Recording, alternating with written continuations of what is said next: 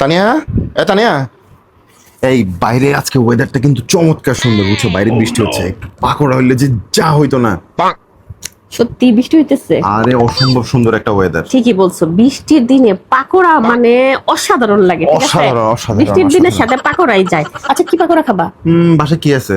কি এক দিয়ে কাজ বানাইতে করি, পারবা? ঠিক আছে, মসুর ডাল বেটে তার মধ্যে কুচি করা পেঁয়াজ, ঠিক আছে, কাঁচা মরিচ, ধনিয়া পাতা মাখায়া সেটা দিয়ে একটা পাকোড়া তৈরি করি। ওফ, অসাধারণ হয়, আর একটা কাজ অসাধারণ। করি, বুঝছো, কি?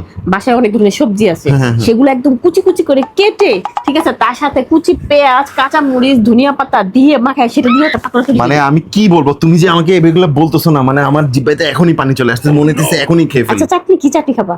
কি চাটনি আছে? ধন্যবাদ। আচ্ছা, ধনিয়া পাতা চাটনি করি, ঠিক আছে। আর শোনো, সাথে তাহলে টক দইয়ের চাটনি করি।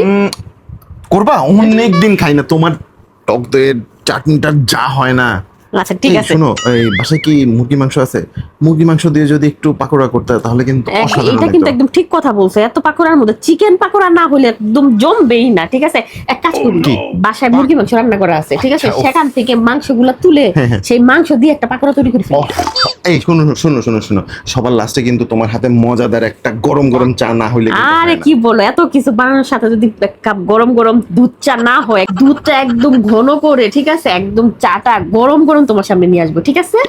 এই শোনো, তোমাকে আমি যা কিছুই বলতেছি সবকিছু দিয়ে দেখি তুমি রাজি হয়ে যাচ্ছ। তুমি আমার সাথে কোনো ফাজলামি বা দুষ্টামি টুষ্টামি করতেছো না তো? শুরু করছে কে আগে? হ্যাঁ, বৃষ্টি হইলেই তাকে একদম পাকোড়া বানাই দিতে হবে। তো একা তো পাকোড়া খাইতে ইচ্ছা করতেছে, নিজে যায় বানাও। নিজে নিজে আইসা আমার সাথে দুষ্টামি করে করে আগে, তারপরে হচ্ছে আমাকে জিজ্ঞেস করে।